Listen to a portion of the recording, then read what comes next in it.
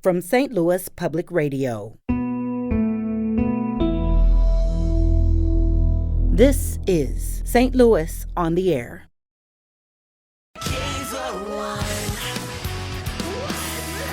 I saw that title. It felt like the answer key to the Minor Threat records that I'd heard. And that really excited me, that someone could break down all that sound and fury and show that it signified something.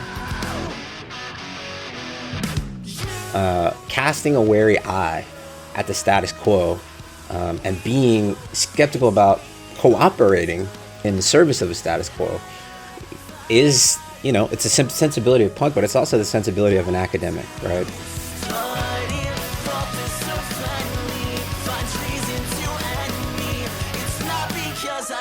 And I've found that, living substance free and being at least somewhat conscientious about my relationships, my romantic relationships, has been conducive to those aims.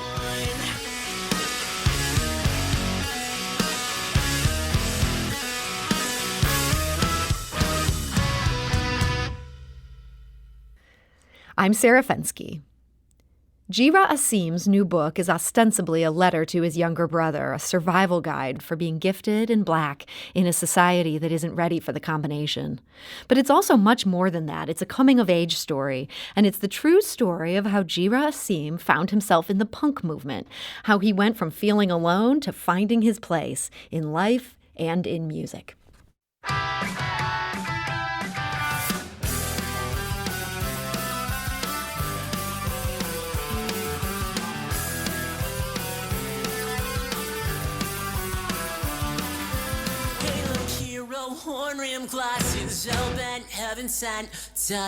And that is Space Jam. It's a track from G'Ra Asim's band Baby Got Back Talk. G'Ra Asim's book is called Boyz in the Void, a mixtape to my brother. And he joins us today to talk about it. G'Ra Asim, welcome. Hey, Sarah, thanks so much for having me. So you start your book with this ominous sentence, quote, "There's a sullen and brooding 6'2", 240-pound presence in my parents' house, and his shadow looms large over the otherwise placid nest." And you're describing there your brother, Gyasi. He's the fifth of 5 kids in your family. Tell us about him. Gyasi is the kind of person who I think when he walks through the world, he's constantly preceded by a perceived reputation. And he's not, I call him an artist in reticence with a T in the book. He's not someone who wears his personality on his sleeve necessarily. So I felt very aware that this kind of disparity between what the world would expect of him and what's actually going on in his interior world would make for a really fertile literary subject. So you suggest here that what's going on in this interior world is akin to part of what you suffered as a teenager. And what was that?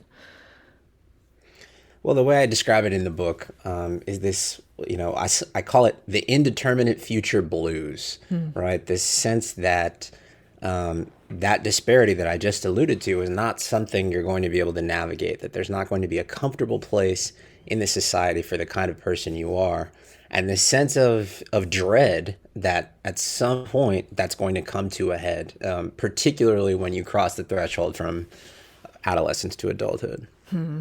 So you spent your first 10 years in St. Louis, and so some of this childhood that you're writing about here in this book, there's a lot of St. Louis parts in this. Your parents are St. Louis natives, and I feel like a lot of our listeners probably remember your father. That's G'Ra Asim. He was the books editor of the St. Louis Post-Dispatch before he went on to the Washington Post. Your mom is a playwright, also an actor. What was it like growing up in their home? It sounds like such a unique place. It definitely was. I think one of the things I try to capture in the book is this sense that having this countercultural upbringing sort of made it so that merely daring to internalize and abide by the values that were impressed upon me in that household would read to the world as a rebellion. And so when you're already in that point, if your ground zero is this really bohemian, arts-focused, and left-leaning starting point, then punk and straight edge, which I also write about in the book, don't feel too far off base from where you began. And, growing up in getting to see things like the New Voices, New Worlds reading series and attending New City School, I think all those things kind of gave me a foundation where punk and straight edge were actually pretty intuitive things to gravitate to. And so the seminal moment for you comes at a bookstore. This is after your family has moved to Maryland. You're in Silver Spring, Maryland. You discovered a book there called The Philosophy of Punk. And it sounds like this book almost grabbed you by your lapels. It was speaking to you urgently from the moment you saw it. You'd That's sort of right. been primed for this moment.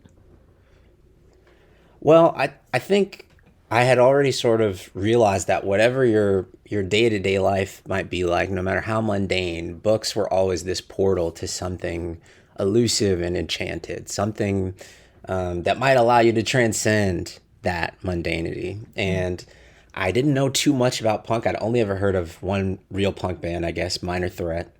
And I didn't understand that it could be explained as a philosophy. So once I saw that title, it felt like the answer key to the Minor Threat records that I'd heard. And that really excited me, that someone could break down all that sound and fury and show that it signified something. And so if you had to break this down for our listeners who maybe aren't as familiar with punk, what would you say is the core philosophy of punk? I would sum it up as a kind of principled skepticism. You can argue that punk is even more of an aesthetic than it is a philosophy, right? Some people are just interested in leather and big boots and spikes and spiky hair.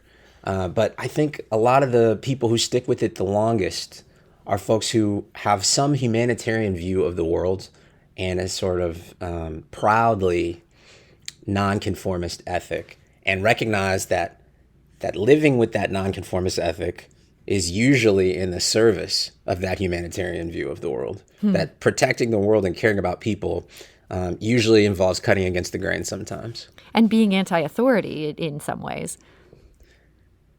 Absolutely, that too.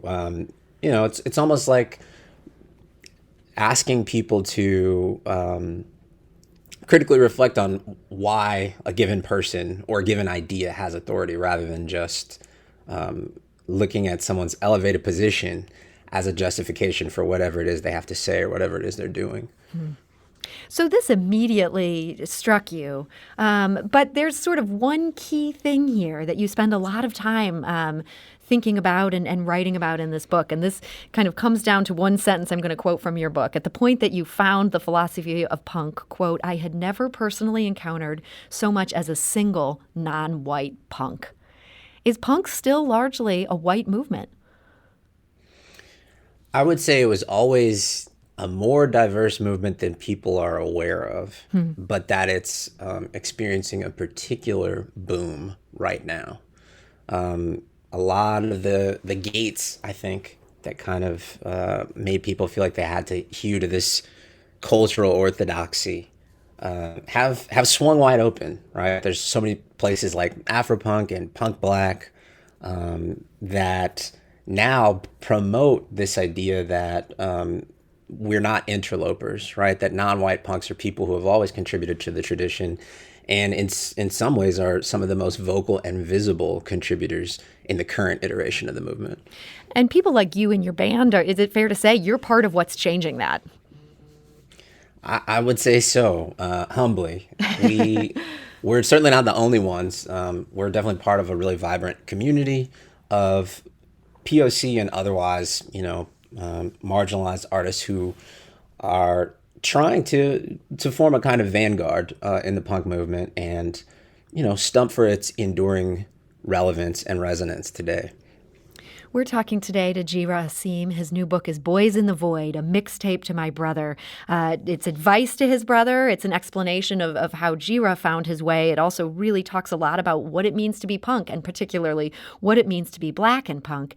And so for you, when you first found this back in Silver Spring, Maryland, you weren't brought in by members of this community. You were almost brought in by a book that appealed to what was already inside of you. Then was it hard to find your people?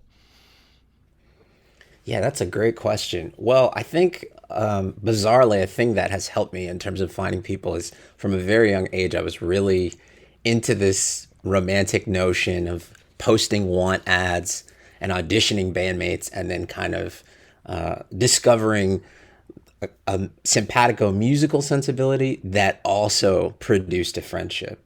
And so in all the different cities I've lived in, I've at some point had an experience where I had an ongoing ad on Craigslist and was having people over to jam and, asking them who their favorite bands were. And eventually I ended up with the four people I'm in a band with now. And I like to describe them as kind of like my dream middle school cafeteria table, right? Like that group of friends that, a lot of people long for but can't find when they're in their early teens. And it's sort of more gratifying to be in touch with those people and to be making music with them as an adult. So you found your way, and you still, not only do you still have this punk band, you still participate in straight edge culture. And I feel like maybe this is a stereotype, but the idea is that straight edge is something that people grow out of. If you can explain to our listeners what straight edge means, and then I'm curious why you haven't grown out of it. Straight edge began in the 1980s, and it was connected to the Washington, D.C. hardcore scene, hardcore being kind of a subgenre of punk. And the planks of it were, very broadly speaking, no alcohol, no drugs, and no promiscuous sex. It was kind of a refutation of what we might look at as 70s rock star libertinism. And I gravitated to the movement around the same time I read The Philosophy of Punk when I was about 14. And I have had some moments where I've become very ambivalent about it, and briefly renounced straight edge and then sort of found my way back. But I think the reason I've stuck with it is, interestingly, the same thing that sold me in the first place. I mentioned that humanitarian ideal that is kind of like a backbone in the history of punk. The way straight edge was originally explained to me was that if you were invested in the idea of a more peaceful, more prosperous collective future for the world, then one central personal component of that should be investing in your own longevity, right? Doing things to make sure you're around to help usher that future forward. And that while you're doing so, you have as lucid an engagement with reality as you can possibly have. And I've found that, living substance free and being at least somewhat conscientious about my relationships, my romantic relationships, has been conducive to those aims. So you haven't just found your people, your dream middle school table that we all long for. You've also found some real professional success. And as you detail in the book, this is despite not taking maybe the straightest path towards that. You became a college professor, and you now have this job at Ithaca College as an assistant professor of nonfiction writing. I understand you're coming back to St. Louis to take a job at Wash U, which is huge. How were you able to find this when initially it looked like you weren't on the path that was headed towards that? It surprises even me when you put it in those terms. So I'm with you. I kind of ask myself the same thing. It seems like the key really, and I try to keep this in mind as an educator myself, is that sometimes that, I like to call it rambunctiousness, right? This sense of skepticism about received wisdom, and unwillingness to be cowed by authority. Sometimes that rambunctiousness just needs to be channeled in a productive way, casting a wary eye at the status quo, and being skeptical about cooperating with anything in the service of the status quo is, it's a sensibility of punk, but it's also the sensibility of an academic, right? And so eventually I found ways to channel that energy in a fashion that was more productive and less destructive. And so for your little brother, is this something where you feel like he's on his way? Oh, for sure. I mean, more so even than I was at the time. There's a lot of continuities between us as I write in the book, but he's a kid with a lot of promise and has his head on at least a few degrees straighter than I did. So you're not worried about him. You're giving him this advice, but you have a feeling he's going to be just fine. I do, and I tell him all the time. I see us as a team, so we're gonna make sure it's fine together. So as I mentioned, you are coming back to St. Louis, and this is where you spent the first 10 years of your life before your family moved to several different places. Does this feel in some ways like a return to the ancestral homeland? It does. It's not something that I would have anticipated, and it came together in a bit of a providential way. But I'm someone who has appreciated that homelands have a kind of natural and mysterious gravity, and I'm actually excited to be swept up in that and to land in a familiar and welcoming place. So is there much of a punk scene here that's waiting for you? I don't personally know. I would assume that there are punks everywhere.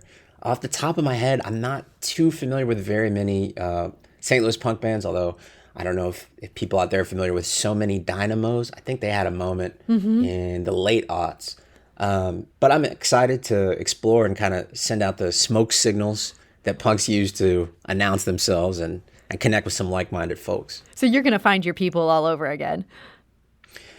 Absolutely. And Baby Got Back Talk hopes to kind of develop a sort of dual citizenship, right? We're a part of a New York City DIY scene, and we're looking forward to making inroads in the St. Louis scene and hopefully forging a connection, a lasting one, between those scenes. So one last question here, just in our final few moments. You've said that Left Bank Books was such a touchstone for you when you were a kid here. Is there anywhere else that you're just really excited to revisit as you return to St. Louis? Definitely the City Museum. You chose a good one there. Really looking forward to that. That's great. Well, it sounds like you already know your starting points here. You're going to find your people. G'Ra Asim, I want to thank you so much for joining us today. Thank you, Sarah. And G'Ra's book is Boyz in the Void, a mixtape to my brother. You can get that at Left Bank Books or any number of bookstores around the area. And I want to go out of the show with another song from G'Ra's band. That's Baby Got Back Talk. This is called When They Go Low, We Go 6 Feet Under.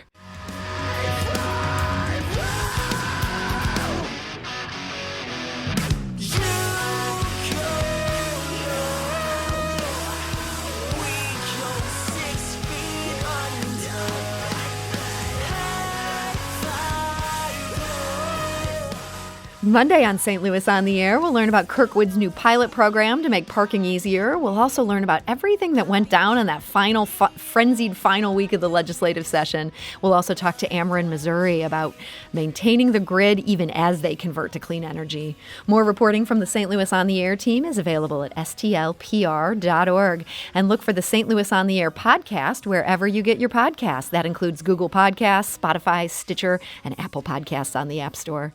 St. Louis on the Air is produced by Evie Hemphill, Laura Hamden, Emily Woodbury, and Alex Hoyer. The audio engineer is Aaron Dorr. St. Louis on the Air is a production of St. Louis Public Radio. Thank you for listening and have a great weekend. I'm Sarah Fensky.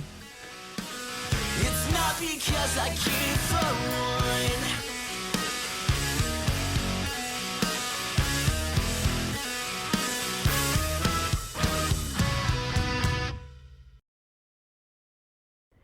St. Louis on the Air is a production of St. Louis Public Radio.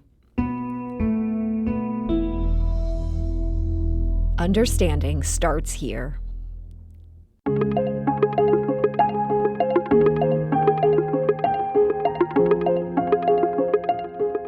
Do you find yourself regularly listening to episodes of St. Louis on the Air?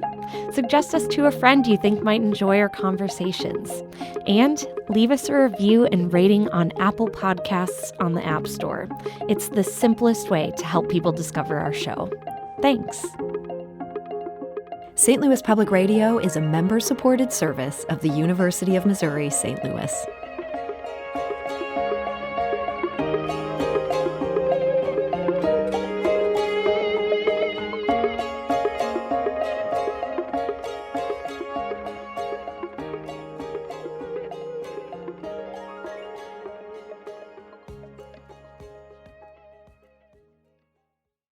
Support comes from Missouri Forest Products Association, committed to sustainable and sound conservation of the state's forests, which support more than 41,000 Missouri jobs, resulting in a $10 billion industry.